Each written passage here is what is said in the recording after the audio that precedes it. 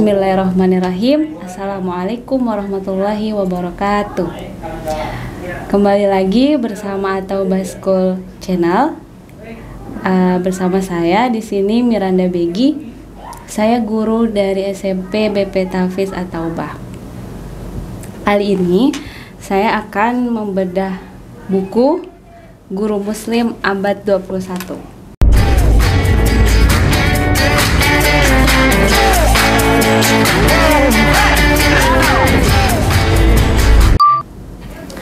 Nah, buku ini sangat cocok untuk guru muslim di abad ke-21 ini.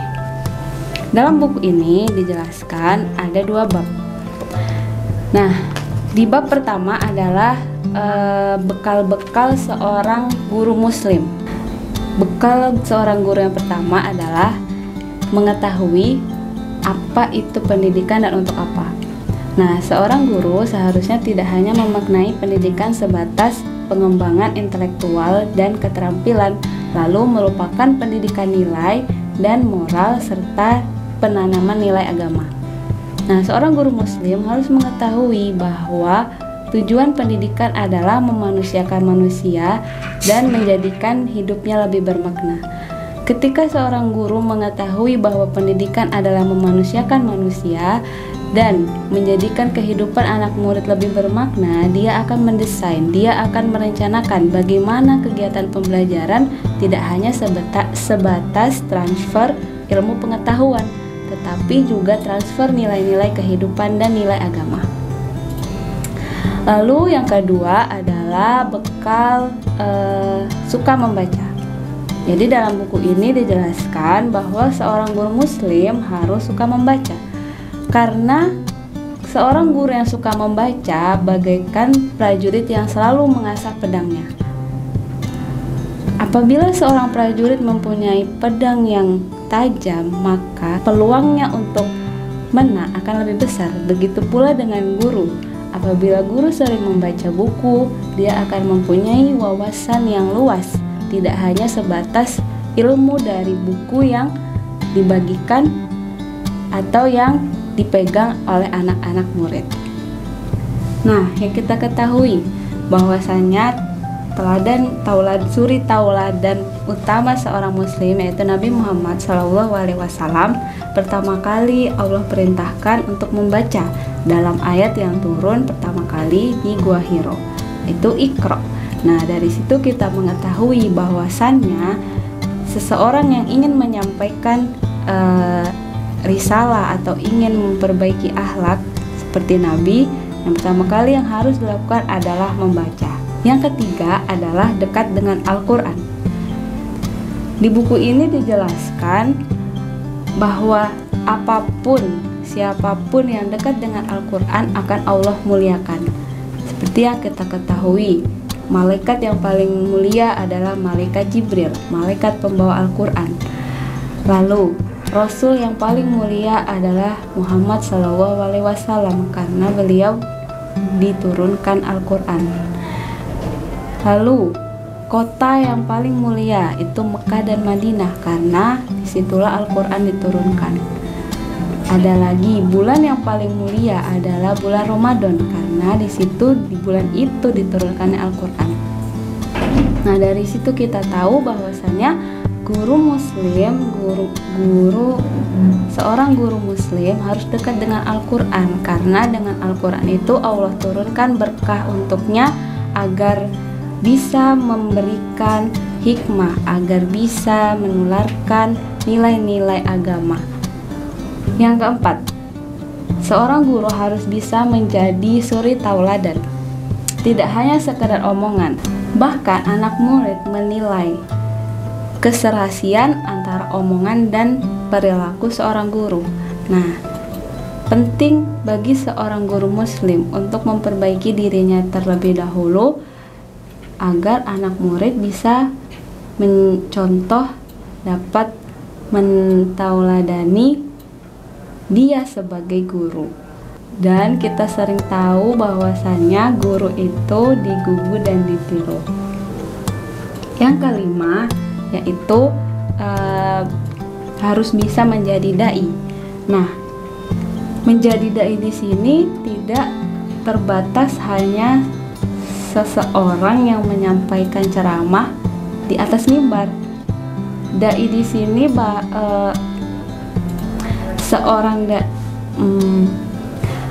bahkan seluruh umat muslim Allah anjurkan untuk menjadi seorang dai, yaitu orang yang menyeru kepada kebaikan dan mengingatkan sebuah keburukan. Nah, seorang guru muslim harus mampu bagaimana apabila ada anak yang melakukan kejahatan, apakah dia mampu menegur, apakah dia mau peduli. Begitu juga dengan kebaikan, seorang guru muslim harus mau dan mampu menyeru kepada kebaikan. Jadi makna dai tidak hanya semata-mata seseorang yang berdiri di atas mimbar, tapi bahkan semua umat muslim dianjurkan untuk menjadi dai, apalagi seorang guru yang ada di depan anak murid menyampaikan ilmu-ilmunya. Yang keenam, seorang guru harus memahami kecerdasan majemuk. Memahami bahwasannya setiap anak mempunyai kecerdasan yang berbeda-beda. Nah, ketika seorang guru memahami bahwasannya kecerdasan seseorang itu berbeda-beda, maka tidak akan ada anak yang bodoh. Yang ketujuh adalah guru yang tidak berhenti belajar, atau kita sering dengar long life education.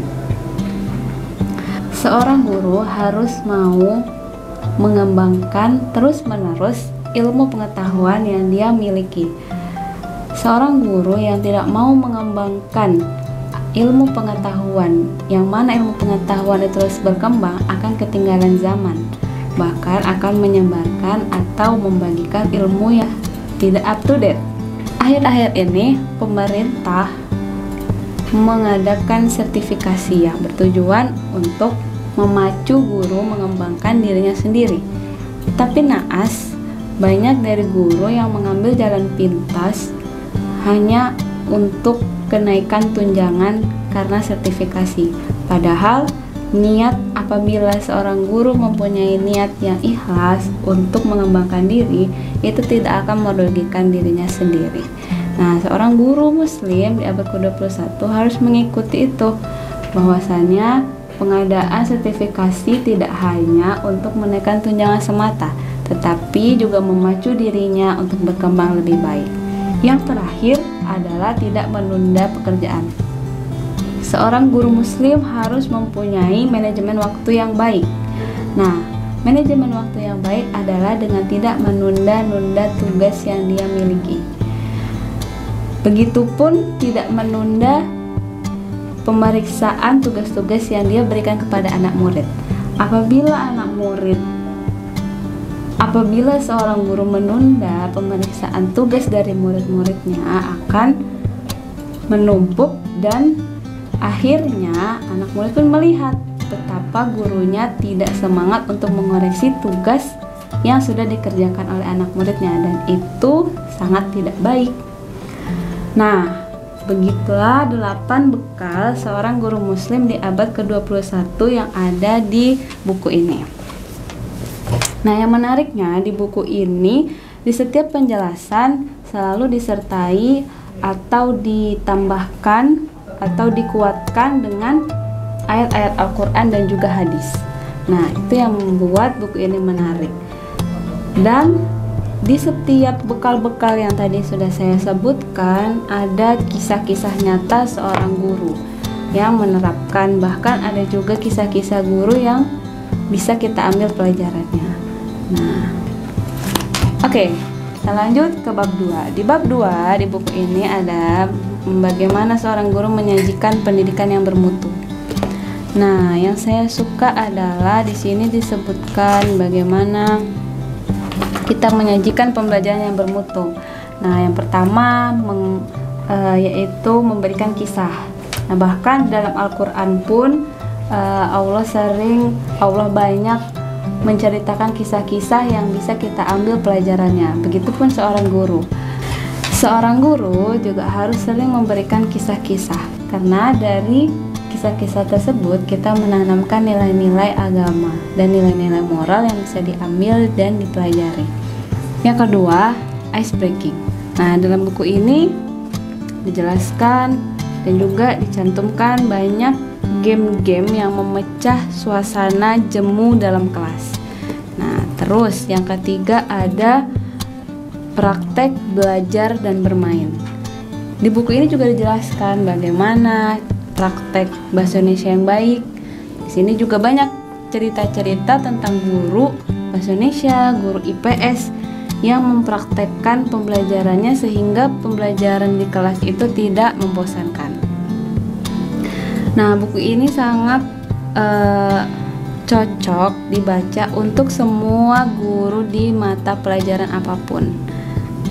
Karena ada juga di sini dijelaskan penyajian pembelajaran yang bermutu dengan analogi atau perumpamaan. Di dalam analogi dan perumpamaan juga kita sering temukan dalam Al-Quran. Jadi selain kisah, ya, dalam Al-Quran pun Allah sering memberikan perumpamaan untuk kita belajar. Nah, seorang guru juga bagus untuk mengikuti bagaimana Al-Quran mendidik umat-umatnya, bagaimana Al-Quran mendidik manusia. Selanjutnya, seorang guru muslim juga dalam buku ini dianjurkan untuk bisa berbahasa Inggris dan berbahasa Arab. Karena bahasa Inggris kita tahu bahwasanya bahasa Inggris adalah bahasa internasional, sedangkan bahasa Arab adalah bahasa Quran. Nah, seorang guru muslim diharapkan mampu menguasai dua bahasa ini. Lalu yang terakhir adalah menguasai internet. Nah, bagaimana seorang guru menyikapi internet dan menanamkan ke anak murid bahwasannya internet tidak hanya sebatas yang berkonotasi negatif. Bagaimana internet bisa dimanfaatkan oleh anak didik dengan bagaimana internet bisa dimanfaatkan oleh anak didik untuk hal-hal bermanfaat dalam rangka pengembangan diri anak-anak murid dan guru itu sendiri. Cukup sekian beda buku kali ini. Buku ini cocok sekali untuk dibaca oleh guru mata pelajaran apapun, tidak hanya guru mata pelajaran pendidikan agama Islam. Nah, semoga guru-guru yang lain tertarik untuk membaca buku ini, karena tidak semua isi di buku ini saya jelaskan di video ini. Cukup sekian, lebih kurangnya saya mohon maaf. Semoga bermanfaat. Terima kasih. Wassalamualaikum warahmatullahi wabarakatuh.